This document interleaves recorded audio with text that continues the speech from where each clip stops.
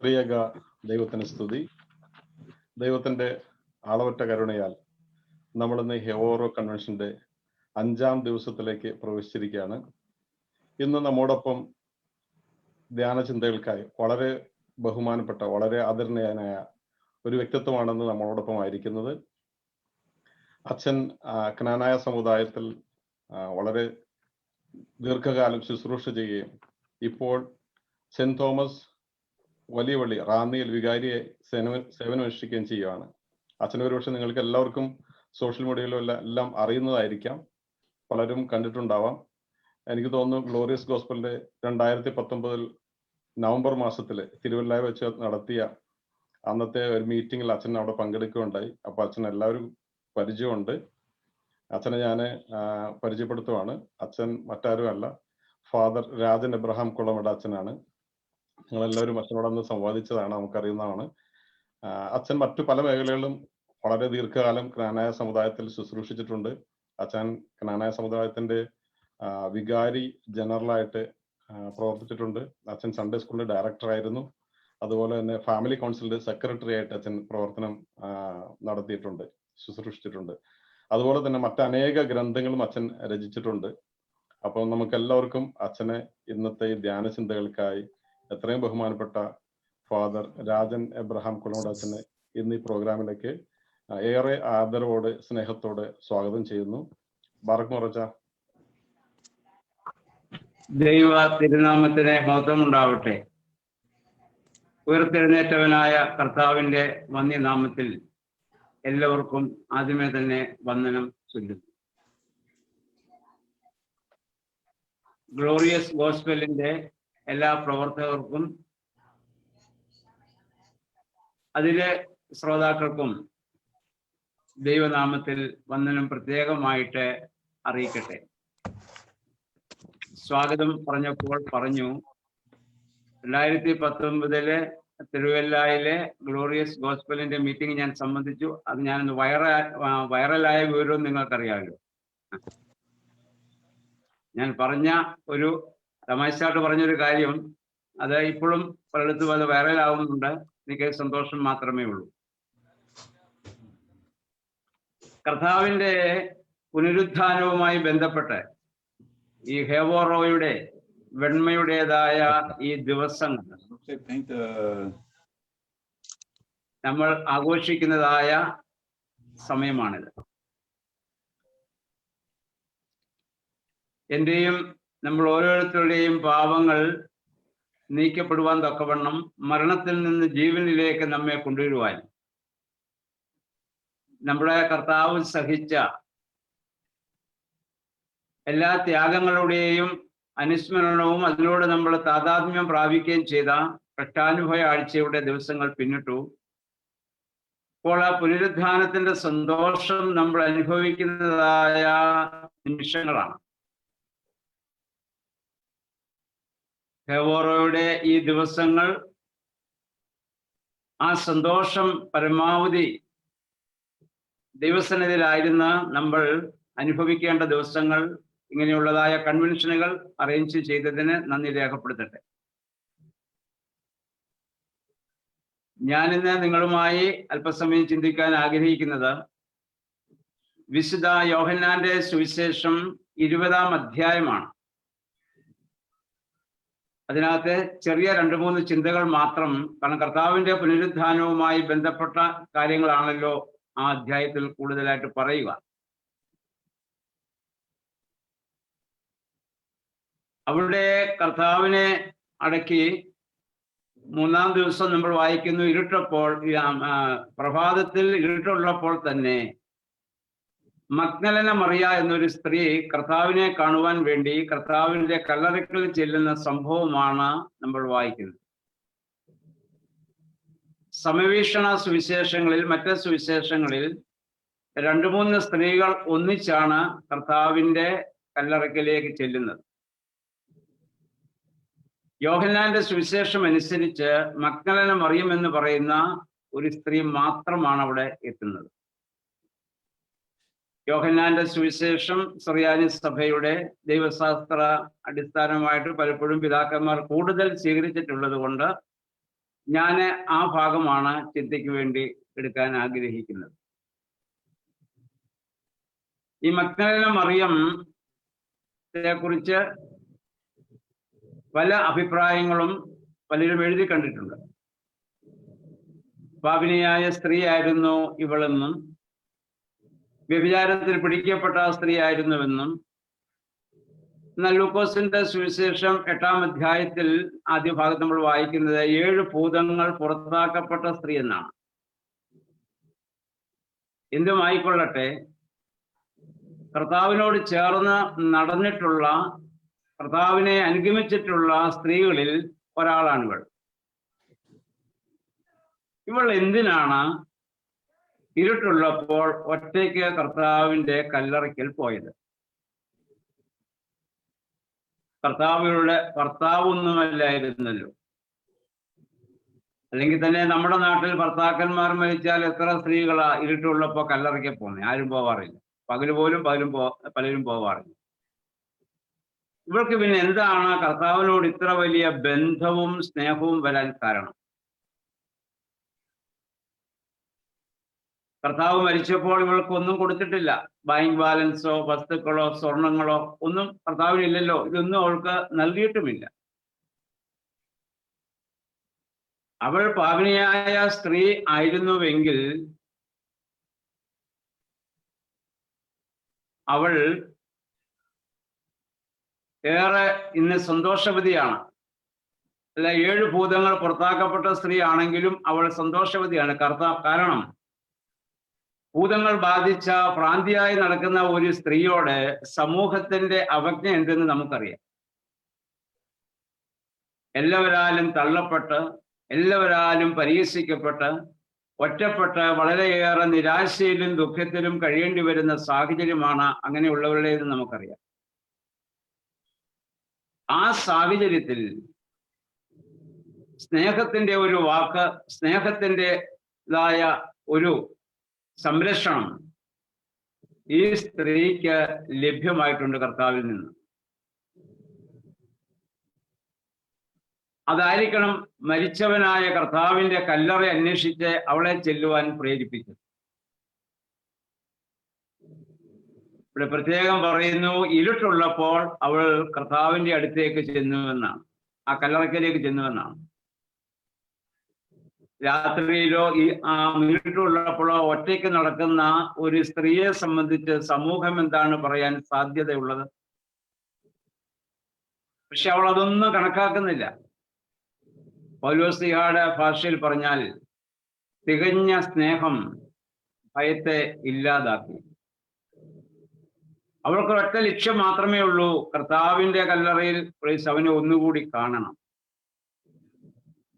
പ്രിയമുള്ളവരെ, നമ്മളെല്ലാം ക്രൈസ്തവ മാതാപിതാക്കളിൽ നിന്ന് ജനിച്ച് ക്രൈസ്തവ കുടുംബങ്ങളിൽ വളർന്ന് ക്രിസ്തുവിനെ കുറിച്ച് പറയുകയും കേൾക്കുകയും ആരാധിക്കുകയും ചെയ്ത് നമുക്ക് ഇങ്ങനെ ഒരു ബന്ധം ക്രിസ്തുവിനോട് ഇന്ന ദിവസം വരെ ഉണ്ടായിട്ടുണ്ടോ എന്ന് ഈ ഹെവോറയുടെ ദിവസങ്ങളിൽ നാം ചിന്തിക്കേണ്ടതാണ്. നമുക്ക് ദൈവത്തോടുള്ള ബന്ധം, നമ്മൾ ചില കാര്യങ്ങൾ ദൈവസ്ഥലത്തിൽ യാചിക്കുന്നു, അതിന് ദൈവം മറുപടി നമുക്ക് നൽകണം. ലഭിച്ചില്ലെങ്കിൽ നമുക്ക് വെറുപ്പും നിരാശയും ദുഃഖവുമാണ് ഉണ്ടാവുക. പക്ഷെ ഇവളെ സംബന്ധിച്ചിടത്തോളം അവളുടെ ജീവിതം എന്ന് പറയുന്നത് മുഴുവൻ ക്രിസ്തുവിന് വേണ്ടിയായിരുന്നു.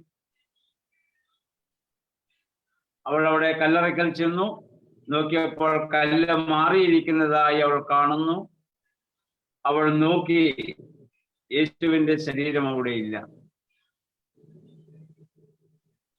അവൾ പെട്ടെന്ന് തിരിഞ്ഞോടി. നമ്മൾ വായിക്കുന്ന അങ്ങനെയാണ്. ചെന്ന പത്രോസിനോടും യേശു സ്നേഹിച്ച മറ്റേ ശിഷ്യൻ, നമുക്കറിയാം അത് യോഹന്നാൻ ശ്ലീഹായാണ്. കർത്താവിനോട് ചേർന്ന് എപ്പോഴും നടന്ന 3 ശിഷ്യന്മാരായിരുന്നല്ലോ പത്രോസും യാക്കോബും യോഹന്നാനും. അതുകൊണ്ട് അവരുടെ അടുക്കലാണ് അവൾ ചെന്ന് ഈ കാര്യം ചെന്ന് പറയുന്നത്, കർത്താവിനെ കാണുന്നില്ല എന്ന്. അത് കേട്ട് അവർ രണ്ടുപേരും ഓടി കർത്താവിന്റെ കല്ലറയ്ക്കൽ വരുന്നു. നമ്മൾ വായിക്കുന്നു, മറ്റേ ശിഷ്യൻ കർത്താവിനേക്കാൾ മുന്നിൽ ഓടിയെത്തി. അത് യോഹന്നാൻ സ്ലീഹയാണ്. കാരണം അദ്ദേഹം ആ കൂട്ടത്തിൽ ഏറ്റവും പ്രായം കുറഞ്ഞ ചെറുപ്പക്കാരനാണെന്നാണ് മനസ്സിലാക്കുന്നത്. പത്രോസ് പ്രായമുള്ള ആളാണല്ലോ. രണ്ടുപേരും കൂടെ ഓടിയാൽ തീർച്ചയായിട്ടും ഇത് ചെറുപ്പക്കാരനാണ് മുന്നിലെത്തുക. പക്ഷേ യോഹന്നാൻ വന്ന് അവിടെ പ്രവേശിക്കുന്നില്ല. യോഹന്നാന്റെ സുവിശേഷത്തിൽ ഇവിടെ നമ്മൾ ശ്രദ്ധിക്കേണ്ട എന്നെ ആകർഷിച്ച മറ്റൊരു കാര്യം, യോഹന്നാൻ ഒരിക്കലും തന്റെ പേര് ഇവിടെ പറയുന്നില്ല. യോഹന്നാൻ സുവിശേഷം എഴുതുമ്പോൾ എന്തുകൊണ്ടാണ് തന്റെ പേരവിടെ മറച്ചു വെക്കുന്നത്? ഇന്നത്തെ കാലത്തെ സുവിശേഷകരോ വൈദികരോ ആണെങ്കിൽ കൂടെ വന്നവന്റെ പേര് വെട്ടിയിട്ട് സ്വന്തം പേര് മാത്രം എഴുതാൻ ശ്രമിക്കത്തില്ലയോ? ഞാനാണ് ആദ്യം ചെന്നത്, ഞാനാണ് ആദ്യം കല്ലറയിൽ കയറിയത്, ഞാനാണ് ആദ്യം കർത്താവിനെ കണ്ടത് എന്നും പറഞ്ഞ് സ്വന്തം പേരിനു വേണ്ടി നമ്മൾ എന്തെല്ലാം ഇപ്പൊ കാട്ടിക്കൂട്ടുന്നു. സുവിശേഷ പ്രസംഗങ്ങൾ ഒക്കെ നടത്തുമ്പോൾ തന്നെ സ്വന്തം ഫ്ലെക്സ് വെച്ച് പരസ്യം ചെയ്ത് എത്രയോ കാര്യങ്ങളായിപ്പോ നമ്മൾ കാട്ടിക്കൊണ്ടിരിക്കുന്നു. പക്ഷെ കർത്താവിന്റെ ശിഷ്യൻ അങ്ങനെ ചെയ്യാനാവില്ല. യോഹന്നാൻ തന്റെ പേര് പോലും അവിടെ മറച്ചു വയ്ക്കുകയാണ്. ക്രിസ്തുവിനെ മുന്നിൽ നിർത്തി പിന്നിൽ നിൽക്കുന്നവനാണ് ആ ശിഷ്യത്വം എന്ന് പറയുന്നത്.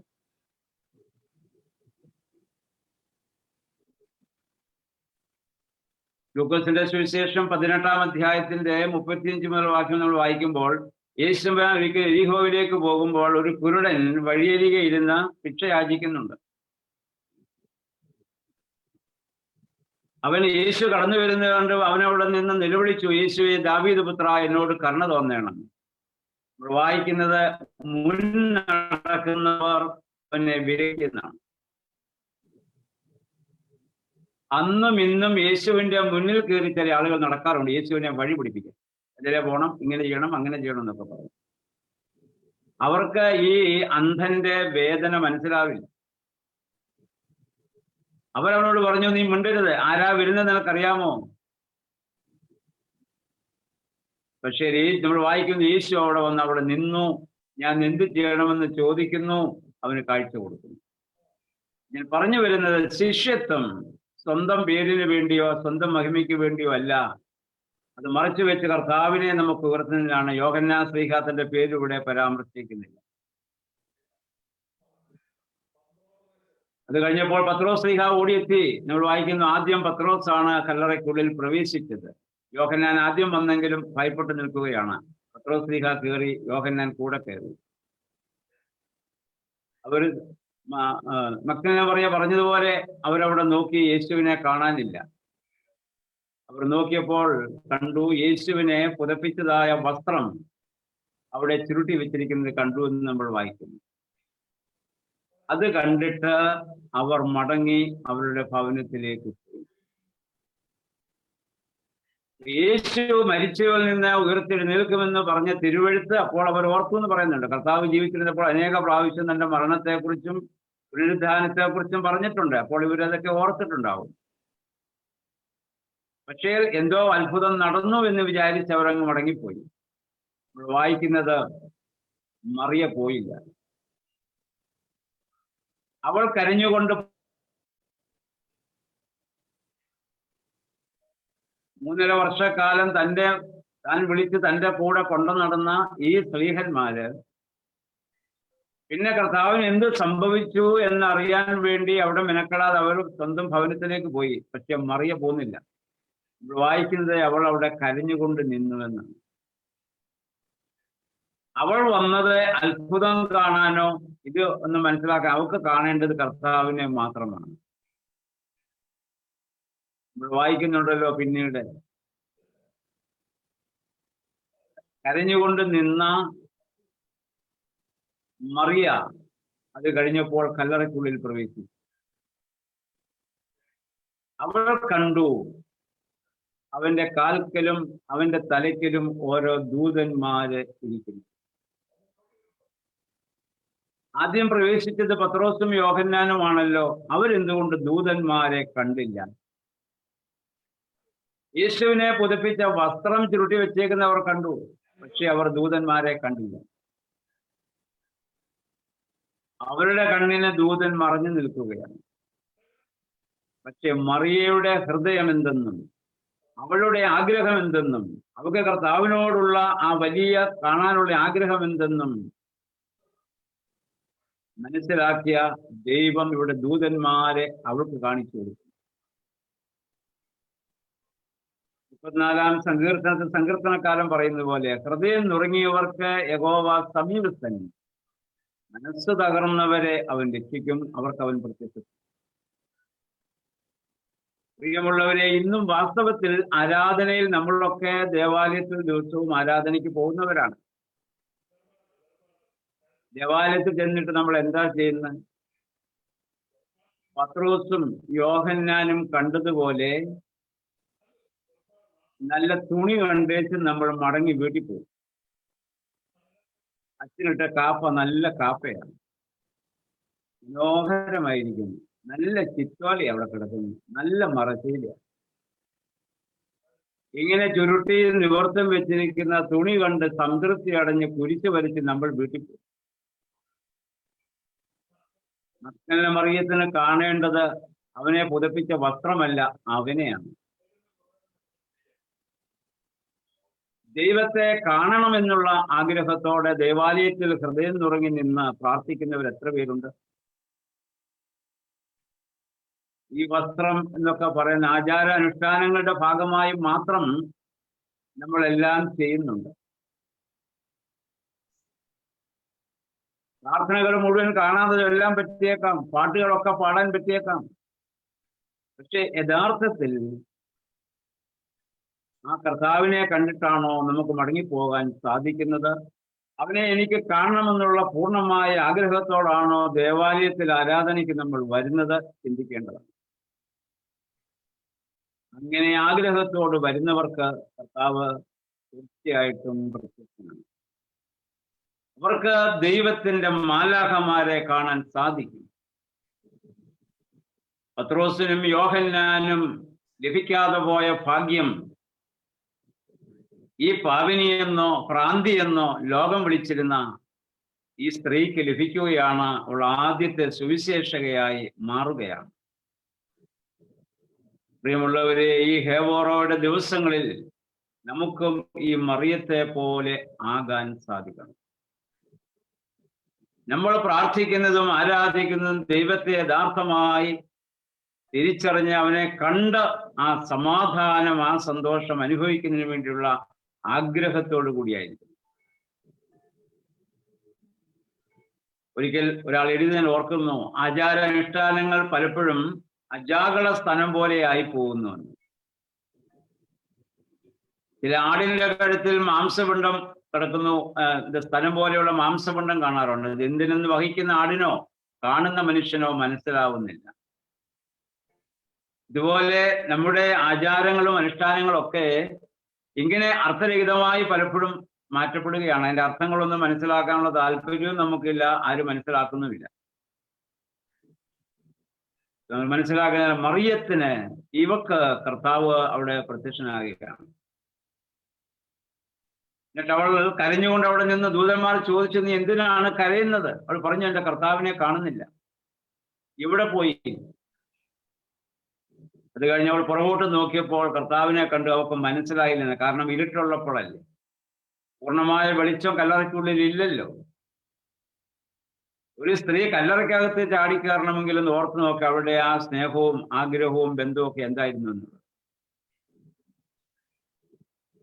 അപ്പോൾ അവളെ തെറ്റിദ്ധരിക്കുന്നുണ്ട്. തോട്ടത്തിന്റെ യജമാനനാണെന്ന് തെറ്റിദ്ധരിച്ച് അവൾ യേശുവിനോട് പറയുന്നുണ്ട്, യജമാനനെ, എന്റെ ഗുരുവിനെ എവിടെയാണ് വെച്ചതെന്ന് കാണിച്ചു തരാമോ? ഞാൻ എടുത്തുകൊണ്ട് പൊയ്ക്കോളാം, ഞാൻ എടുത്തുകൊണ്ട് പൊക്കോളാം. പ്രിയമുള്ളവരെ, 33 വയസ്സ് പ്രായമുള്ള ആരോഗ്യദൃഢഗാത്രനായ ഒരു പുരുഷനാണല്ലോ യേശു ക്രിസ്തു. ഇവളൊരു സ്ത്രീ മാത്രമാണ്. മരിച്ചിട്ട് 3 ദിവസം ആകുന്ന മൃതശരീരമാണ് അവൾ അവിടെ അന്വേഷിക്കുന്നത്. എന്താണ് അവൾ പറഞ്ഞതിന്റെ അർത്ഥം? മരിച്ചവനാണെങ്കിലും അവന്റെ മൃതശരീരമാണെങ്കിലും നിങ്ങളത് എനിക്ക് തന്നേരും, ഞാൻ കൊണ്ടുപോയിക്കൊള്ളാം. കാരണം അവളെ സ്നേഹിച്ച ഹൃദയം ആ ശരീരത്തിലുണ്ടെന്ന് അവൾക്കറിയാം. അവളെ സ്നേഹിച്ച ഹൃദയം അവിടെയുണ്ട്. അവൾ ആ കർത്താവിന്റെ ശരീരം എടുത്തുകൊണ്ട് പോകാൻ അവൾ തയ്യാറായിട്ട് നിൽക്കുകയാണ്. പ്രിയമുള്ളവരെ, ഇതാണ് സ്നേഹത്തിന്റെ ശക്തി എന്ന് പറയുന്നത്. മനുഷ്യ വികാരങ്ങളിൽ മരണശേഷവും നിലനിൽക്കുന്നത്, എന്നും സ്മരിക്കപ്പെടുന്നതും സ്നേഹം മാത്രമാണ്. നമുക്കറിയാം, Old Testament is known as power of law എന്നും New Testament is known as power of love എന്നും പറയാറുണ്ട്. പഴയ നിയമം മുഴുവൻ നിയമത്തിന്റെ ശക്തികളാണ്. അങ്ങനെ ചെയ്യണം, ഇങ്ങനെ ചെയ്യരുത്, അത് തെറ്റാണ്, ഇത് ശരിയാണ്, അതേ കഴിക്കാവൂ, ഇത് കഴിക്കാൻ പാടില്ല, അത് അശുദ്ധമാണ്, ഇത് വിശുദ്ധമാണ്, മൊത്തം നിയമങ്ങളാണ്. എന്നാൽ പുതിയ നിയമത്തിൽ മത്തായിയുടെ സുവിശേഷം മുതൽ വെളിപാട് പുസ്തകം വരെ നമ്മൾ വായിച്ചാൽ നിയമങ്ങളില്ലല്ലോ. ന്യായശാസ്ത്രി ക്രിസ്തുവിന്റെ അടുത്ത് വന്ന് ചോദിച്ചില്ലേ, മർക്കോസിന്റെ സുവിശേഷം 12:28 മുതൽ, ഗുരു, ന്യായപ്രമാണത്തിലെ മുഖ്യ കൽപ്പന, ഏറ്റവും വലിയ കൽപ്പന ഏതാണ്? ഇവൻ അറിയേണ്ടത് ഏറ്റവും വലിയ നിയമം ഏതാണ്? കർത്താവ് അവനോട് 2 സ്നേഹമാണ് പറഞ്ഞു വിട്ടത്. ഒന്നിന്റെ ദൈവമായ കർത്താവിനെ പൂർണ്ണാത്മാവോടും പൂർണ്ണ മനസ്സോടും പൂർണ്ണശക്തിയോടും സ്നേഹിക്കുക, 2 നിന്നെ പോലെ നിന്റെ അയൽക്കാരനെ സ്നേഹിക്കുക. നിയമം ചോദിച്ചവനോട് സ്നേഹം പറഞ്ഞു. അവസാനം സ്വർഗാരോഹണത്തിന് മുമ്പ് പറഞ്ഞു, ഞാൻ പുതിയൊരു കൽപ്പന, ഒരേ ഒരു നിയമം മാത്രം തരുന്നു. ഞാൻ നിങ്ങളെ സ്നേഹിച്ചതുപോലെ നിങ്ങൾ തമ്മിൽ തമ്മിൽ സ്നേഹിപ്പിക്കും. ന്യായശാസ്ത്രി ചോദിച്ചപ്പോ 2 സ്നേഹം പറഞ്ഞു വിട്ട കർത്താവ് ദൈവത്തെയും മനുഷ്യനെയും സ്നേഹിക്കാൻ പറഞ്ഞവൻ ഇവിടെ മനുഷ്യനെ സ്നേഹിക്കാൻ മാത്രമേ പറഞ്ഞുള്ളൂ. ദൈവത്തെ സ്നേഹിക്കുന്ന കാര്യം കർത്താവ് പറഞ്ഞില്ല. എന്തുകൊണ്ടായിരിക്കണം കർത്താവ് പറയാതെ? ഞാൻ വിചാരിക്കുന്ന ഇതാണ്, നമ്മൾ സ്നേഹിച്ചാലും സ്നേഹിച്ചില്ലെങ്കിലും നമ്മെ സ്നേഹിക്കാൻ ദൈവം തയ്യാറാണ്. നമ്മുടെ ആരുടെയും സ്നേഹം അറിഞ്ഞിട്ടോ സ്നേഹത്തിന്റെ അളവ് പോലും നോക്കിയിട്ടോ അല്ല കർത്താവ് നമ്മളെ സ്നേഹിക്കുന്നത്. കർത്താവിന് ഒറ്റക്കാരെ പറയാനുള്ളൂ, നീ നിന്റെ അയൽക്കാരനെ, നിന്റെ സഹോദരനെ നീ സ്നേഹിക്കും. അപ്പോൾ ആ സ്നേഹത്തിന്റെ, അതാണ് ഈ സ്ത്രീ ഇത്രയും സമയം കരഞ്ഞുകൊണ്ട് ഇവിടെ നിൽക്കുകയും കർത്താവിന്റെ ഡെഡ് ബോഡി വരെ എടുത്തുകൊണ്ട് പോകാമെന്ന് പറയാനുള്ളതായ ആ വലിയ സ്നേഹം അവളിൽ നിലനിൽക്കുകയാണ്. കാരണം നമ്മൾ സ്നേഹം കൊടുത്ത് മരിച്ചു പോയാലും ആ സ്നേഹം നമ്മൾ ഇന്ന് സ്മരിക്കപ്പെടുന്ന നമ്മൾ നൽകിയ സ്നേഹത്തിന്റെ വാക്കുകളോ സ്നേഹത്തിന്റെ സ്പർശനങ്ങളോ സ്നേഹത്തിൻ്റെതായ അനുഭവങ്ങളോ മാത്രമാണ്. അപ്പോൾ പറഞ്ഞു വരുന്നത്, യഹോവയുടെ ദിവസങ്ങളിൽ ഈ മക്കളുടെ മറിയം നമുക്കൊരു മാതൃകയാണ്. അവൾക്ക് കർത്താവിനോടുണ്ടായ വ്യക്തിബന്ധം നമുക്കുണ്ടാവണം.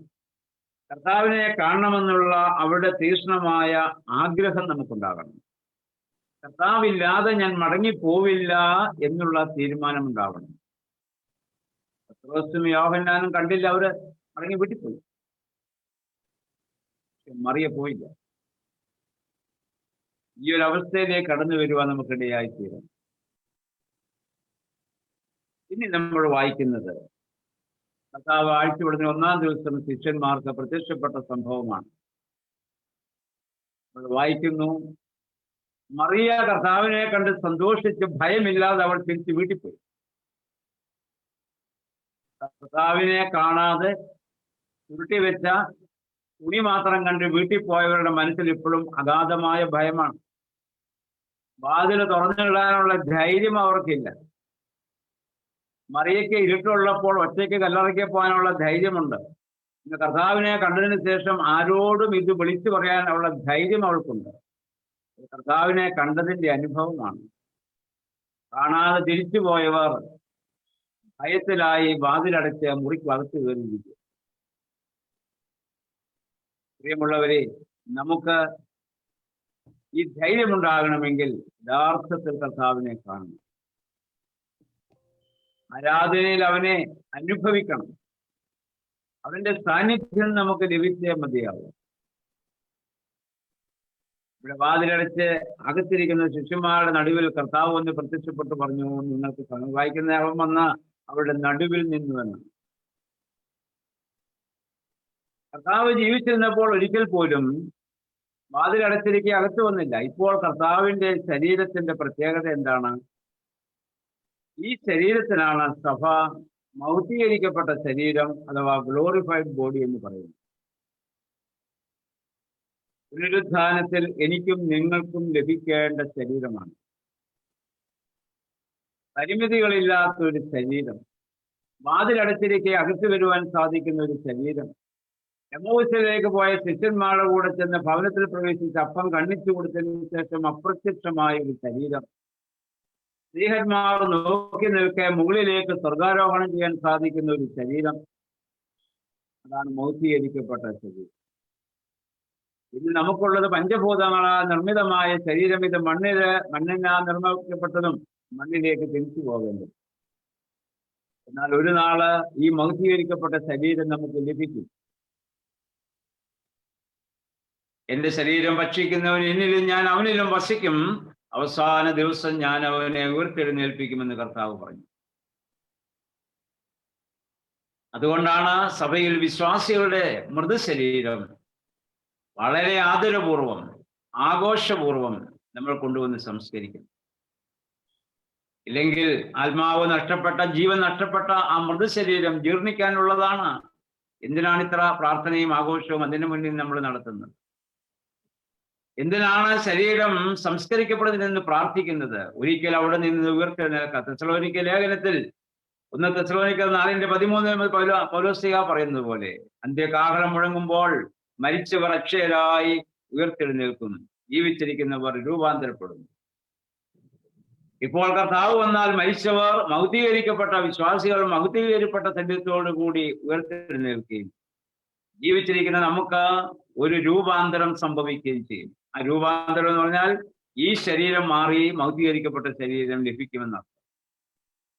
ഈ ശരീരത്തിന് സ്വർഗരാജ്യപ്പാന, അതിന് പൗലോസ്ലീഹ പറഞ്ഞില്ലേ, മാംസരക്തങ്ങൾക്ക് സ്വർഗരാജ്യം അവകാശമാക്കാൻ സാധിക്കുകയില്ല. എന്നാൽ മൗഢ്യീകരിക്കപ്പെട്ട ശരീരത്തിന് സാധിക്കത്തുള്ളൂ. ആ ശരീരം കൂടി കർത്താവ് അവിടെ പ്രത്യക്ഷപ്പെടുകയാണ്. അപ്പോഴാണ് ശിഷ്യന്മാർക്ക് സമാധാനമുണ്ടായത്. ഇതിനു മുൻപ് മഗ്ദലന മറിയത്തിൽ കാണാൻ പറ്റി ഈ കർത്താവിനെ. എന്നിട്ട് നമ്മൾ വായിക്കുന്നത് ഇതാണല്ലോ, കർത്താവ് അവരുടെ മേൽ എന്നിട്ട് അവൾ പറഞ്ഞു, നിങ്ങൾക്ക് സമാധാനം. പിതാവ് എന്നെ അയച്ചതുപോലെ ഞാനും നിങ്ങളെ അയക്കുന്നു എന്ന് പറഞ്ഞു. ഇങ്ങനെ പറഞ്ഞ ശേഷം അവൻ അവരുടെ മേൽ ഊതി അവരോട്, പരിശുദ്ധാത്മാവിനെ കൈക്കൊള്ളുവിൻ. ആരുടെ പാപങ്ങൾ നിങ്ങൾ മോചിക്കുന്നുവോ അവർക്ക് മോചിക്കപ്പെട്ടിരിക്കുന്നു, ആരുടെ പാപങ്ങൾ നിർത്തുന്നുവോ അവർക്ക് നിർത്തിയിരിക്കുന്നു എന്ന് പറഞ്ഞു. പ്രിയമുള്ളവരെ, പുതിയ നിയമത്തിലെ ആദ്യത്തെ പട്ടംകൊട അഥവാ പൗരോഹിത്യ ശുശ്രൂഷയുടെ നൽവരമായി ഇതിനെ പിതാക്കന്മാർ കാണുന്നുണ്ട്. യേശു എന്താണ് ഇവിടെ ചെയ്തത്? കർത്താവ് ഇവിടെ സ്ത്രീഹന്മാരെ ഒരു ദൗത്യം പരമേൽപ്പിക്കുകയാണ്.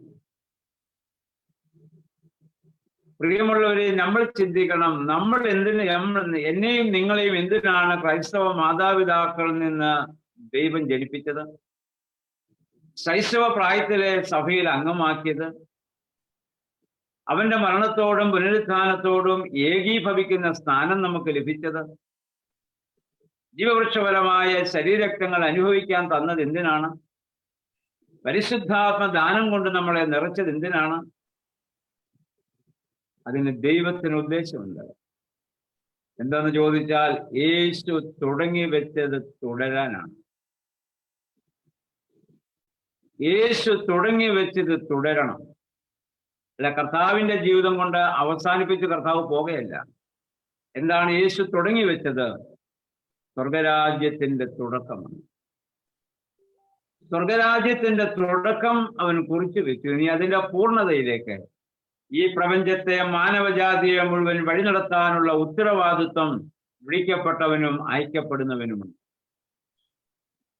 ഇന്ന് കർത്താവ് സ്ത്രീഹന്മാരെ ഫലമേൽപ്പിക്കുന്നു. സ്ത്രീഹന്മാരാൽ സഭയിലേക്ക് വിളിക്കപ്പെട്ട എല്ലാ വിശ്വാസികളുടെയും ദൗത്യം ഇതാണ്: യേശു തുടങ്ങി വെച്ചത് തുടരണം. ഇന്ന് ഏത് വിശ്വാസിയാണ് ഇത് തുടരുന്നത്? ഏത് പുരോഹിതനാണ് ഇത് തുടരുന്നത്? നമുക്കൊരു കാര്യം മാത്രമേ എല്ലാവരും ശ്രദ്ധിക്കുന്നുള്ളൂ: എനിക്കെങ്ങനെയെങ്കിലും സ്വർഗത്തിൽ പോകാൻ വേണ്ടിയുള്ള കാര്യങ്ങളാണ് മനുഷ്യൻ അന്വേഷിച്ച് നടക്കുക. പ്രിയമുള്ളവരെ, വിശ്വാസി ക്രിസ്ത്യാനി സ്വർഗത്തിൽ പോകാനുള്ളവനാണോ മറ്റുള്ളവരെ സ്വർഗരാജ്യത്തിൽ കൊണ്ടുപോകാനുള്ളവൻ? നമ്മളെ ശൈശവ പ്രായത്തിലെ സ്വർഗരാജ്യ അവകാശികളാക്കി ദൈവം തീർത്തില്ലേ? സഭയിൽ അംഗമാക്കി തീർത്തു. ഭൂമിയിലെ സ്വർഗമാണല്ലോ സഭ. അതിൽ അംഗമായിരിക്കുന്ന നാം പിന്നെയും എനിക്കെങ്ങനെ സ്വർഗത്തിൽ പോകാമെന്ന് മാത്രം ചിന്തിച്ച് നമ്മൾ ജീവിതം മുഴുവൻ വൃഥാവാക്കി കളയുന്നു. എന്നെ ഒരു ദൗത്യം കർത്താവ് ഫലമേൽപ്പിച്ചിട്ടുണ്ട്.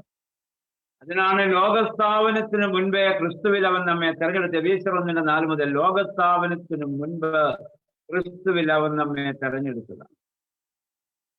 ആ തിരഞ്ഞെടുക്കപ്പെട്ടത് എന്തിന്? ഐക്യപ്പെടാനാണ്. ഐക്യപ്പെടുന്നത് എന്തിന്? യേശു തുടങ്ങി വെച്ചത് പൂർണ്ണമാക്കാൻ. ഈ ഒരു ബോധ്യം നമുക്കുണ്ടാകണം.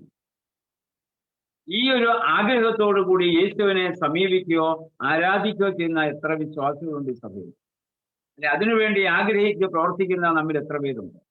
ചിന്തിക്കണം. ഈ ഫേവോറോയുടെ ദിവസങ്ങളിൽ നമ്മൾ ഇത് ചിന്തിക്കേണ്ടതാണ്. നമുക്കൊരു ദൗത്യമുണ്ട്. ക്രിസ്തുവിനെ ലോകത്ത്, ക്രിസ്തുവിന്റെ പ്രവർത്തനങ്ങൾ ലോകത്തെ തുടരണം.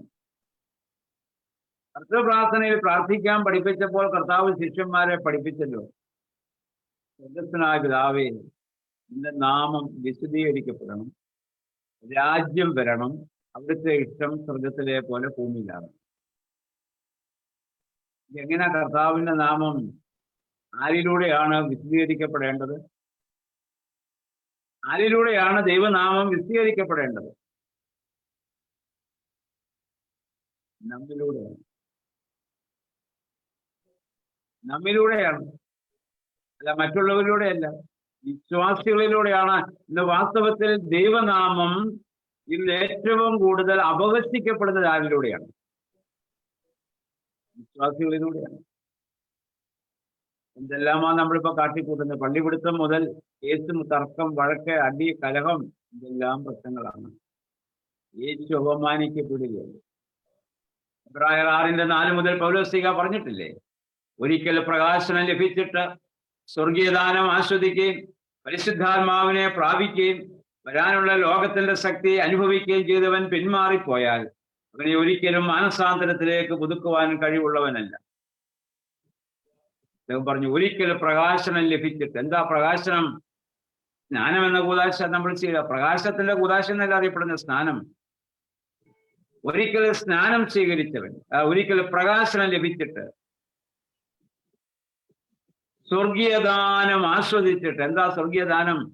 ഞാൻ സ്വർഗത്തിൽ നിന്ന് ഇറങ്ങി വന്ന ജീവന്റെ അപ്പം എന്ന് പറഞ്ഞ കർത്താവിന്റെ ശരീരങ്ങളെ അനുഭവിച്ചിട്ടുള്ളവൻ, സ്നാനമേറ്റിട്ടുള്ളവൻ, കർത്താവിന്റെ ശരീരങ്ങളെ അനുഭവിച്ചിട്ടുള്ളവൻ, പരിശുദ്ധാത്മാവിനെ പ്രാപിച്ചിട്ടുള്ളവൻ. മാമോദീസായിൽ മുതൽ പരിശുദ്ധാത്മാവിന്റെ നൽവര നമുക്ക് ലഭിച്ചില്ലേ? പ്രാപിച്ചിട്ടില്ല. ദൈവത്തിന്റെ വരാനുള്ള ശക്തി ആസ്വദിച്ചവൻ, വിശുദ്ധ കർത്താവിന്റെ രണ്ടാമത്തെ വരവരെയുള്ള അതിന്റെ എല്ലാം ആസ്വാദനം, മുൻ ആസ്വാദനം നടത്തുന്നവനല്ലേ വിശ്വാസി. അങ്ങനെയുള്ളവൻ പിന്മാറിപ്പോയാൽ, പൗലോസ്ലീഹ പറയുന്നുണ്ട്, ക്രിസ്തുവിനെ വീണ്ടും ക്രൂശിക്കുന്നവരും അവന് ലോകോപവാദം വരുത്തുന്നവരുമാകിയാൽ അവരെ പിന്നെ മാനസാന്തരത്തിലേക്ക് പുതുക്കാൻ സാധിക്കത്തില്ല. ക്രിസ്തുവിനെ വീണ്ടും ക്രൂശിക്കുന്നവരായി മാറും. നമ്മൾ ദുഃഖ വെള്ളിയാഴ്ച പോയിരുന്നു, ഒരുപാട് കരഞ്ഞു, ഒരുപാട് ധ്യാനിച്ചു. യഹൂദന്മാർ ക്രിസ്തുവിനെ ക്രൂശിച്ചതും പറഞ്ഞ് സങ്കീർത്തനങ്ങളെ, ശാപവാക്കുകളൊക്കെ നമ്മൾ പാട്ടുകളായും പ്രാർത്ഥനകളായിട്ടും ഒക്കെ ചൊല്ലുകയും ചെയ്തവരാണ്. പക്ഷെ യഹൂദന്മാർ ഒറ്റ പ്രാവശ്യം ക്രിസ്തുവിനെ ക്രൂശിച്ചു. ഒറ്റ പ്രാവശ്യം, ഒരേ ഒരു പ്രാവശ്യം. അത് പലപ്പോഴും അവിടെ അറിവില്ലായ്മയിൽ നിന്ന് സംഭവിച്ചു. അതുകൊണ്ട് കർത്താവ് അവർക്ക് വേണ്ടി പ്രാർത്ഥിക്കുകയും ചെയ്തു, പിതാവ് ഇവർ ചെയ്യുന്ന എന്തെന്ന് അറിയാൽ ഇവരോട് ക്ഷമിച്ചേക്കണം. നമ്മളോ ഇന്ന് ആരാണ് ക്രിസ്തുവിനെ ക്രൂശിക്കുന്നത്? ഇവിടുള്ളവര് സക്കറിയാ പ്രവചനം 13-ാം അധ്യായം 6-ാം വാക്യം ഇങ്ങനെ പറയുന്നുണ്ട്, യേശുക്രിസ്തുവിന് അനേക നൂറ്റാണ്ടുകൾക്ക് മുൻപേ പ്രവാചകൻ നടത്തിയ ആ ഒരു പ്രവചനമാണ് സക്കറിയാ പ്രവാചകൻ. ഇവിടെ ഇങ്ങനെ നിന്റെ കൈകളിൽ കാണുന്ന മുറിവുകൾ എന്തെന്ന് ചോദിക്കുന്നതിന് എന്നെ സ്നേഹിച്ചവരുടെ വീട്ടിൽ വെച്ച് ഞാൻ കൊണ്ട അടികളാകുന്നുവെന്ന് അവൻ പറയുമെന്നാണ്.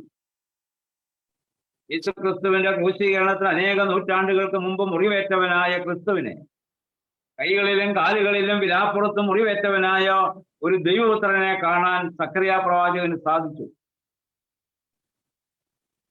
പ്രവാചകൻ അവനോട് ചോദിക്കുന്നു, നിനക്ക് എന്തു പറ്റി? ആരാണ് നിന്നെ മുറിവേൽപ്പിച്ചത്? എവിടെ നിന്നാണ് നിനക്ക് ഈ മുറിവ് ലഭിച്ചത്? അവൻ പറഞ്ഞു, എന്നെ സ്നേഹിച്ചവരുടെ വീട്ടിൽ വെച്ച് കിട്ടിയ അടിയാണ്. സാധാരണ സ്നേഹിക്കുന്നവരുടെ വീട്ടിൽ വെച്ച് സ്നേഹവും ചുംബനവുമാണ് ലഭിക്കേണ്ടത്, അടിയല്ല. ആരാണ് അവനെ സ്നേഹിച്ചത്? ആരുടെ വീട്ടിൽ വെച്ചാണ് അവൻ അടി കൊണ്ടത്? നമുക്കറിയാം, യഹൂദ ആ ഗ്രഹത്തിലേക്കാണ് അവൻ വന്നത്. ഇസ്രായേലിലെ കാണാതെ പോയ ആടുകളുടെ അടുക്കലേക്കല്ലാതെ തന്നെ അയച്ചിട്ടില്ല.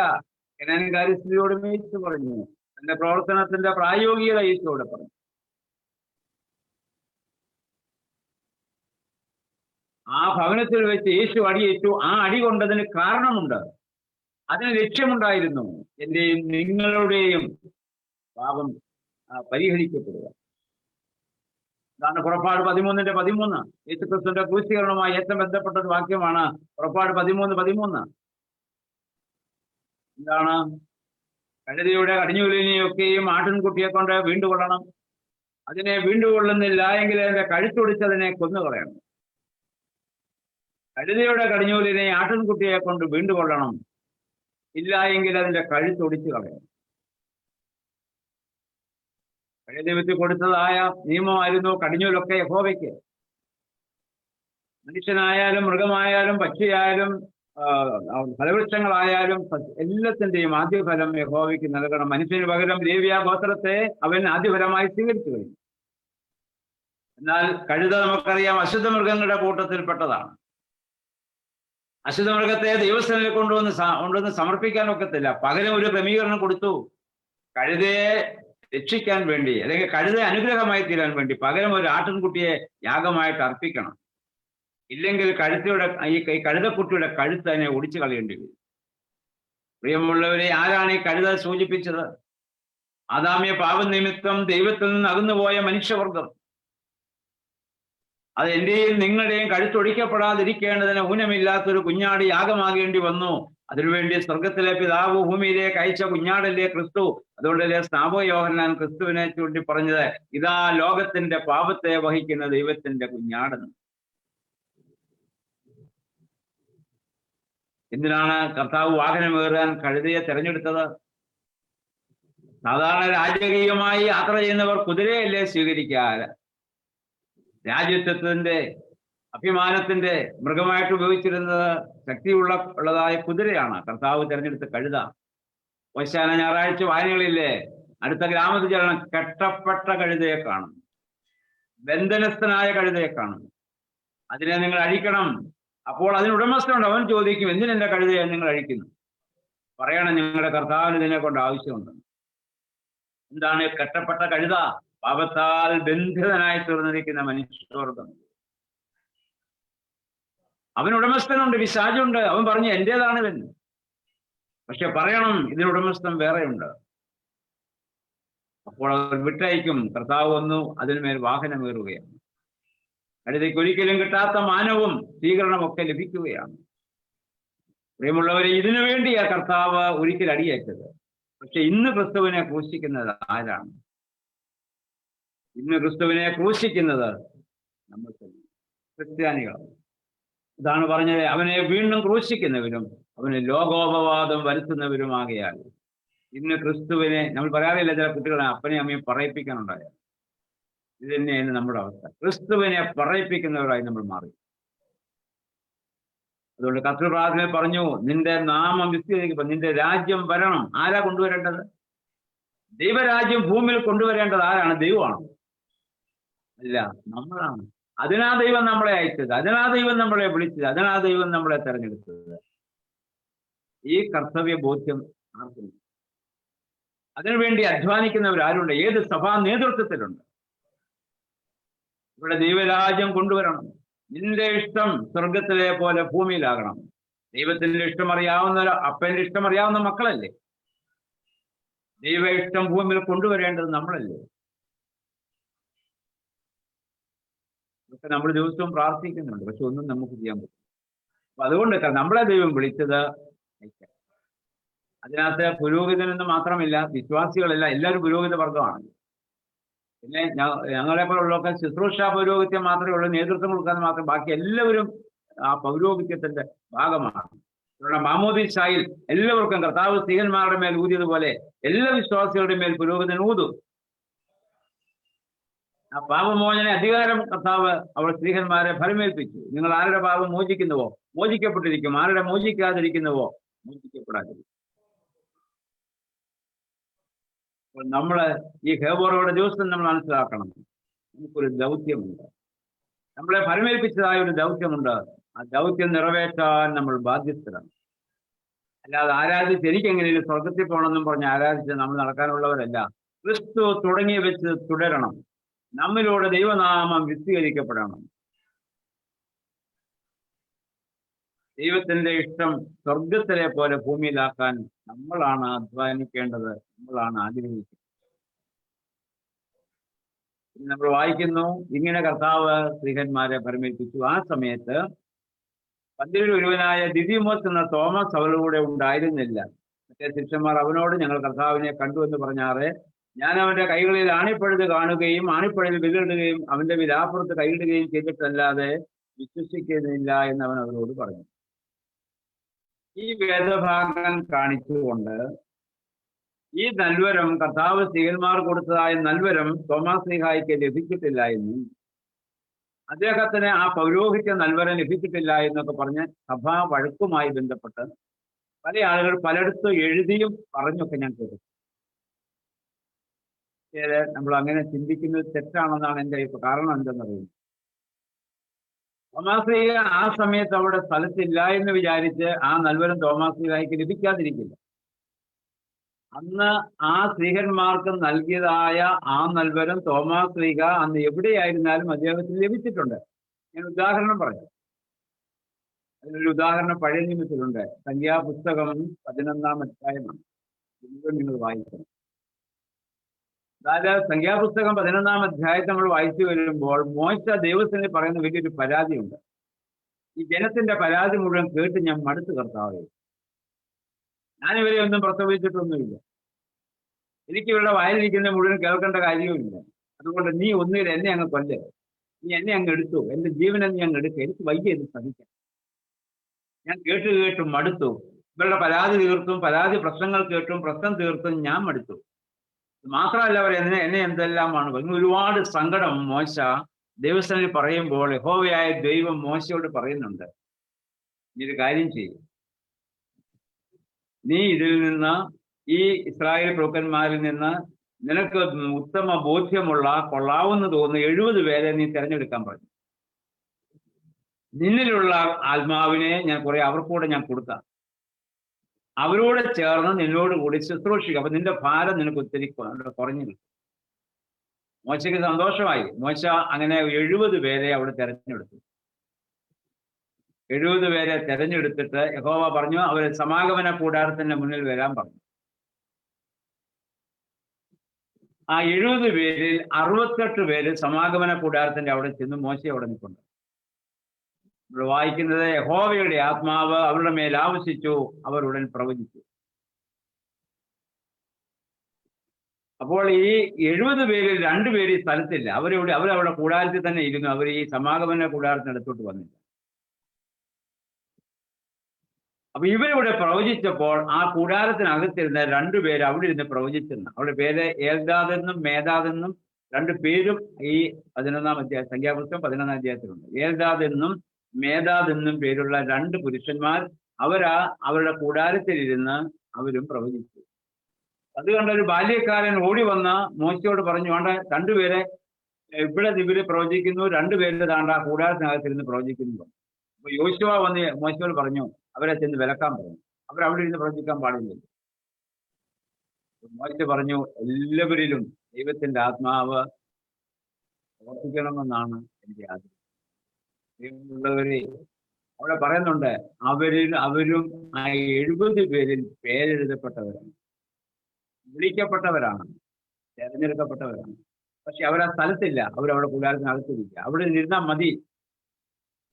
യഹോവ പറഞ്ഞെടുത്ത് ഈ 68 പേരെ അവിടെ വന്നിട്ടുള്ളൂ മോശയുടെ അടുത്ത്. അവർക്ക് ലഭിച്ച അതേ ആത്മാവ് അവിടെ വരാതെ മാറിയിരുന്നവർക്ക് ലഭിച്ചു. കാരണം അവർ ലിസ്റ്റിൽ പെട്ടുപോയി. മറ്റ് എഴുതിയ 70 പേരിലുള്ള 2 പേരാണ്. എന്റെ പ്രിയമുള്ളവരെ, കർത്താവ് വിളിച്ച 12 പേരിൽ ഒരാളാണ് തോമാസ് ശ്ലീഹായെങ്കിൽ അദ്ദേഹം എവിടെ ഇരുന്നാലും തീർച്ചയായും അദ്ദേഹത്തിന് ആ നന്മരം കിട്ടും. അദ്ദേഹത്തിന് അത് ലഭിച്ചില്ല എന്ന് പറയുന്നത് വിശ്വാസവിരുദ്ധവും വേദവിരുദ്ധമാണെന്നാണ് എന്റെ വ്യക്തിപരമായ അഭിപ്രായം. എന്തോ നിങ്ങൾ ചിന്തിച്ച വാസ്തവത്തിൽ കർത്താവിനെ ക്രൂശിച്ച സമയത്ത് ശിഷ്യന്മാരൊക്കെ ഓടിപ്പോയതല്ലേ? തള്ളി പറഞ്ഞവരില്ലേ? ഓടിപ്പോയവരില്ലേ? പക്ഷേ കർത്താവ് ഈ നൽവരം കൊടുക്കാൻ നേരം വാസ്തവത്തിൽ കൊടുക്കേണ്ട അരിമത്യക്കാരൻ ജോസഫിനും നിക്കോദിമോസിനും അല്ലായിരുന്നു. കർത്താവിന്റെ ഏറ്റവും വലിയ പ്രതിസന്ധി ഘട്ടത്തിൽ കർത്താവിന്റെ അടുത്ത് വന്ന് മൃതശരീരം ചോദിച്ചു വാങ്ങി ധൈര്യത്തോടെ കൊണ്ടടക്കിയ 2 പേര് അവരാണ്. അവർക്കായിരുന്നു വാസ്തവത്തിൽ കർത്താവ് ഈ പൗരോഹിത്യം നൽവരം ഇത് കൊടുക്കും. ഇന്നത്തെ പൗരോഹിത്യമാണ് അങ്ങനെ ചെയ്തിട്ടുള്ളത്. മക്കാലത്ത് മറിയിക്കും വേണേൽ കൊടുക്കാറുണ്ട്. അപ്പോൾ അതുപോലെ കർത്താവിന്റെ പുറകെയാണ് ഇതെല്ലാം ചെയ്തതോടല്ലേ. ആദ്യ സുവിശേഷം കേട്ടോടല്ലേ കർത്താവ് കൊടുക്കുന്നു. േഖന്മാരുടെ ഭാഗത്ത് ബലഹീനതകളുണ്ടാവാം, കുറവുകളുണ്ടാവാം, പക്ഷെ ദൈവം തിരഞ്ഞെടുക്കപ്പെട്ടവരാണ്. ഭാഗത്തും ബലഹീനതകളും കുറവുകളൊക്കെ കണ്ടേക്കാം, പക്ഷെ ദൈവം വിളിച്ചിട്ടുണ്ടെങ്കിൽ, തിരഞ്ഞെടുക്കപ്പെട്ടിട്ടുണ്ടെങ്കിൽ നൽവരം. അതുകൊണ്ട് തോമാസ് ശ്ലീഹായ്ക്ക് നൽവരമില്ല എന്ന് പറയുന്നത് വളരെ. അത് കഴിഞ്ഞ് നമ്മൾ വായിക്കുന്നു, 8 ദിവസം കഴിഞ്ഞ് സ്ലീഹന്മാരും കൂടിയിരിക്കുമ്പോൾ വീണ്ടും കർത്താവ് വന്നു. എനിക്ക് തോന്നുന്നു തോമാസ് ശ്ലീഹ ഇവിടെ ഇരുന്നപ്പോ കൂട്ടത്തിലില്ലായിരുന്നേ. ആ കൂട്ടത്തിൽ എനിക്ക് തോന്നുന്നത് ധൈര്യമുള്ള ആൾ അദ്ദേഹം. എല്ലാവരും വാതിലടച്ച് അകത്തിരുന്നപ്പോ പുറത്തു പോകാനുള്ള ധൈര്യം കാണിച്ച തോമാസ് ശ്ലീഹ മാത്രമേ ഉള്ളൂ. അകത്തിരിക്കുന്നവർക്കെല്ലാം കഴിക്കാൻ പോയതാണെന്ന് ഞാൻ വിചാരിക്കുന്നു. കാരണം ഇവിടെ കുത്തിയിരുന്നാണ് എന്തെങ്കിലുമൊക്കെ കഴിക്കട്ടെ, ഭക്ഷണം കഴിക്കട്ടെ. അതിലെങ്കിലും അദ്ദേഹം പുറത്തു പോയതായിരിക്കാം. നേരെ കർത്താവ് വന്നു.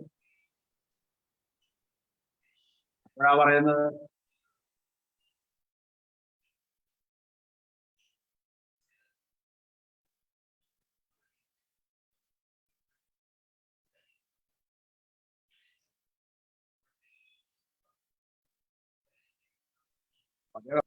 പ്രിയമുള്ളവരെ, ഞാൻ മനസ്സിലാക്കുന്നത് അത് തീർച്ചയായും തോമാസ് ശ്ലീഹായ്ക്ക് കർത്താവിനെ കാണാതെ പോയതിലുള്ള സങ്കടവും എനിക്ക് അവനെ കണ്ടേ മതിയാകൂ എന്നുള്ള ആഗ്രഹമല്ലേ വാസ്തവത്തിൽ പറഞ്ഞത്.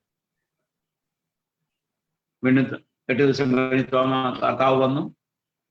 തോമാസിന് പറഞ്ഞു, നീ വന്ന് തൊട്ട് നോക്ക്. അങ്ങനെ തൊട്ട് നോക്കാനുള്ള ഭാഗ്യം വാസ്തവത്തിൽ കിട്ടി. മറ്റവരൊക്കെ കണ്ടതേ ഉള്ളൂ. തൊട്ടിട്ടുണ്ടെങ്കിൽ തൊട്ട് നോക്കാനുള്ള ഭാഗ്യം കിട്ടിയതും തോമാസ് ശ്ലീഹായില്ല. ഞാൻ പറഞ്ഞു, എന്റെ കർത്താവും എന്റെ ദൈവവും. ഇതൊരു ശക്തമായ ഒരു വിശ്വാസ പ്രഖ്യാപനമാണ്. അതാണ് ആ വിശ്വാസ, എന്റെ കർത്താവും എന്റെ ദൈവവുമേ. യേശു പറഞ്ഞു, നീ കണ്ടതുകൊണ്ട് വിശ്വസിച്ചു, കാണാതെ വിശ്വസിച്ച ഭാഗ്യം. അതെ, നമ്മളിന്ന് ഭാഗ്യവാന്മാരാകുന്ന ദൈവത്തെ നേരിൽ കണ്ടിട്ടില്ലല്ലോ. നമ്മളൊക്കെ കാണാതെ വിശ്വസിക്കുന്നത്. പൗലോസ്ലീഹയുടെ ഭാഷയിൽ പറഞ്ഞ വിശ്വാസത്തിന്റെ കണ്ണുകളാൽ നമ്മൾ കാണുകയാണ്. പ്രിയമുള്ളവരെ, ഞാൻ എൻ്റെ വാക്കുകളെ ഇവിടെ ഉപസംഹരിക്കട്ടെ. കർത്താവിന്റെ പുനരുത്ഥാനത്തിന്റെ ആഘോഷം നടത്തുന്ന ഈ ഹേവോറോയുടെ ഈ വലിയ ദിവസങ്ങളിൽ ഒന്നാം മഗ്ദല മറിയത്തെ പോലെ നമുക്കാകണം. തികഞ്ഞ സ്നേഹം ഭയത്തെ ഇല്ലാതാക്കും. യേശു നമ്മൾ മനസ്സിൽ ആ സമയത്ത് യേശു ആരെന്നറിയുമോ? അവൻ പൊളിറ്റിക്കൽ ക്രിമിനലാണ്. യഹൂദന്മാരെ സംബന്ധിച്ചിടത്തോളം രാജാവെന്ന് സ്വയം പറഞ്ഞു എന്ന് പറഞ്ഞ ആരോപണം ഉന്നയിച്ച് കൊന്നവനാ, പൊളിറ്റിക്കൽ ക്രിമിനലാണ്. മതപരമായും ഞാൻ ദൈവത്തിന്റെ പുത്രൻ എന്ന് പറഞ്ഞവനാ. മതപരമായും രാഷ്ട്രീയമായും ക്രിമിനലായി വധിക്കപ്പെട്ടവനാണ് അവൻ. സമൂഹം ക്രിമിനൽ എന്ന് പറഞ്ഞ് വധിക്കപ്പെട്ട ഒരുത്തരുടെ കല്ലറയ്ക്ക് ചെല്ലണമെങ്കിൽ വ്യക്തിപരമായ ബന്ധമില്ലാതെ പോകാനാവില്ല. ഇരുട്ടുള്ളപ്പോൾ ചെല്ലുകയാണ്. അവനെ കണ്ടേ അടങ്ങൂ എന്ന് പറഞ്ഞ് കരഞ്ഞുകൊണ്ട് നിൽക്കുകയാണ്. വസ്ത്രം കണ്ടിട്ട് തിരിച്ചു പോകാൻ അവൾ തയ്യാറല്ല. അവൾക്ക് കർത്താവിനെയാ കാണേണ്ടത്, അവനെ പുതപ്പിച്ച വസ്ത്രമല്ല കാണേണ്ടത്. ഇന്ന് നമുക്ക് വാസ്തവത്തിൽ ഈ വസ്ത്രങ്ങളെ മാത്രം ഇത് ഞാൻ ആരെ കുറ്റപ്പെടുത്തുമെന്നല്ല. ഇന്ന് ഏത് ദേവാലയങ്ങളിൽ ചെന്നാലും യേശുവിനില്ലാത്ത പ്രാധാന്യം തിരുശേഷിപ്പുകൾക്ക് നമ്മൾ കൊടുക്കുന്നുണ്ട്. തിരുശേഷിപ്പുകൾ വളരെ ആദരിക്കപ്പെടേണ്ടതാണ്. വളരെ ആദരിക്കപ്പെടണം. പക്ഷേ യേശുവിനില്ലാത്ത പ്രാധാന്യം അതിന് കൊടുക്കാൻ പാടുന്നു. യേശുവിനെ മാറ്റി നിർത്തിയിട്ട് വസ്ത്രത്തിൽ മാത്രം കണ്ടിട്ട് നമ്മൾ അടങ്ങിപ്പോകുന്നവരാകും.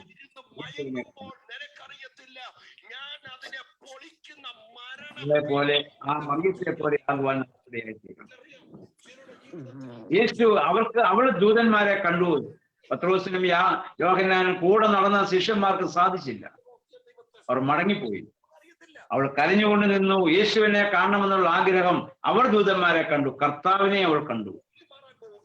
അതുകൊണ്ട് അവൾക്ക് ഭയമില്ലാതെ അവൾ പുറത്തുകൂടെ അവൾ ഇറങ്ങി ഓടുകയായിരിക്കണം. കാണാതെ തിരിച്ചുപോയ സ്ത്രീകന്മാർ ഭയപ്പെട്ട് വാതിലടച്ച് അകത്ത് കയറിയിരിക്കുകയാണ്. നമുക്ക് കർത്താവിനെ കണ്ട് ധൈര്യമായി ഈ ഭൂമിയിൽ ജീവിക്കാൻ സാധിക്കണം. കർത്താവ് വന്ന് നടുവിലാണ് നിന്നത്. പ്രിയമുള്ളവരെ, ഈ നടുവിൽ നിൽക്കുക എന്ന് പറഞ്ഞാൽ അതുകൂടെ പറഞ്ഞ് ഞാൻ അവസാനിപ്പിക്കാം. കർത്താരോഹണത്തുമ്പോ പറഞ്ഞു, 2 or 3 പാറയിൽ കൂടി നടന്ന് ഞാൻ നടുവിലുണ്ടാവും, സൈഡിലല്ല. എന്നാണ് ക്രിസ്തു നടുവിൽ നിൽക്കുക എന്ന് പറഞ്ഞത്. 2 പേര് നിൽക്കുന്നതിന്റെ നടുവിൽ ക്രിസ്തു നിന്നാൽ ഒരുവൻ അവനെ കാണുന്നത് ക്രിസ്തുവിലൂടെയാണ്, കേൾക്കുന്നത് ക്രിസ്തുവിലൂടെയാണ്, സ്പർശിച്ചാൽ ആ സ്പർശനവും ക്രിസ്തുവിലൂടെ എന്ന് പറഞ്ഞാൽ ക്രിസ്തുവിലൂടെ അവനെ കാണുക, ക്രിസ്തുവിന്റെ കണ്ണുകളാൽ കാണുക, ക്രിസ്തുവിന്റെ കാതുകളാൽ കേൾക്കുക, ക്രിസ്തുവിന്റെ കരങ്ങളാൽ സ്പർശിക്കുക. അപ്പോൾ മാത്രമേ അവരുടെ കുറവുകളും ബലഹീനതകളും സഹിക്കാൻ പറ്റത്തുള്ളൂ.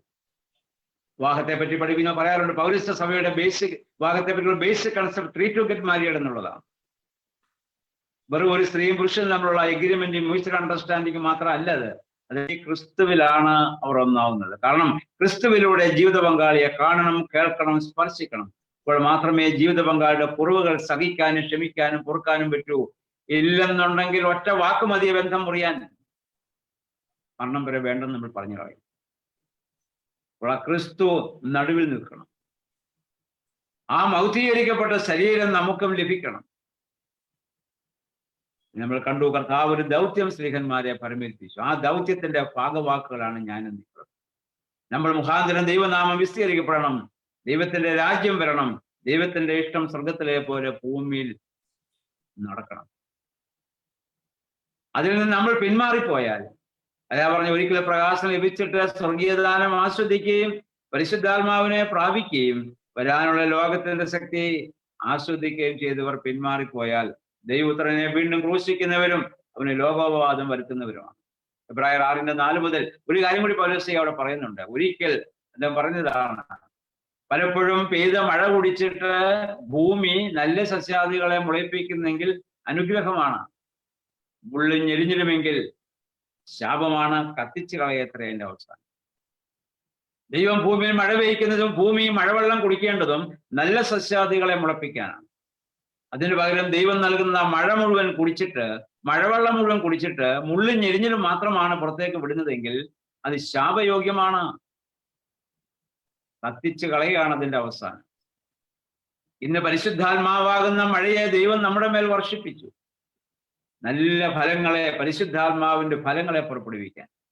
പക്ഷെ നമ്മിൽ നിന്ന് പുറത്തു വരുന്നതോ മുള്ളും ഞെരിഞ്ഞിലും മാത്രം. മറ്റുള്ളവർക്ക് ദുഃഖവും നിരാശയും പ്രയാസങ്ങളും ഉണ്ടാക്കുന്ന വാക്കുകളും പ്രവർത്തികളും മാത്രം ശാപയോഗ്യമാണ്. അതുകൊണ്ട് മറിയയ്ക്ക് ലഭിച്ച സന്തോഷം, സ്ത്രീഹന്മാർക്ക് ഇന്ന് ലഭിച്ച സന്തോഷം, തോമാസ് ശ്ലീഹായെ പോലെ നമുക്ക് ഏറ്റുപറയാം, എൻ്റെ കർത്താവും എൻ്റെ ദൈവവുമേ. ആ ദൈവത്തോടു കൂടി ഈ വർഷം മുഴുവൻ യാത്ര ചെയ്യുവാൻ സർവശക്തനായ ദൈവം നമുക്ക് സഹായിക്കും. അതിന് ഈ വെണ്മയുടെ ദിവസങ്ങൾ ഇതുപോലെയുള്ള നല്ല ഒരു ചിന്ത നമുക്ക് പ്രയോജനമെങ്കിൽ അത് ആ രീതിയിൽ ചിന്തിച്ച് നമ്മുടെ ജീവിതത്തെ ക്രമപ്പെടുത്തുവാൻ ദൈവം എല്ലാ അനുഗ്രഹങ്ങളും നൽകട്ടെ എന്നുള്ള പ്രാർത്ഥനയോടെ ഒരു വാക്കുകൾ ഉപസംഹരിക്കുന്നു. ഇതിനൊരു അവസരം തന്ന ഗ്ലോറിയസ് ഗോസ്പലിന്റെ എല്ലാ പ്രവർത്തകരോടുമുള്ള നന്ദിയും സ്നേഹവും അറിയിക്കുന്നു. വലിയ പ്രാർത്ഥനയിൽ ബലഹീനനെ സ്മരിക്കണമേ എന്ന് അഭ്യർത്ഥിക്കുന്നു. ദൈവനാമം മഹത്വപ്പെടട്ടെ. താങ്ക് യു അച്ഛ. ഹെവോറ കൺവെൻഷന്റെ 5ാമത്തെ ദിവസം നമ്മോടൊന്നിച്ച് സമയം ചെലവഴിക്കുകയും വചനത്തിൽ നിന്ന് സന്ദേശം നൽകുകയും ചെയ്ത വന്ധ്യ രാജൻ എബ്രഹാം കുളമട അച്ഛനോടുള്ള നന്ദിയും കൃതജ്ഞതയും പ്രകാശിപ്പിച്ചു കൊള്ളുന്നു.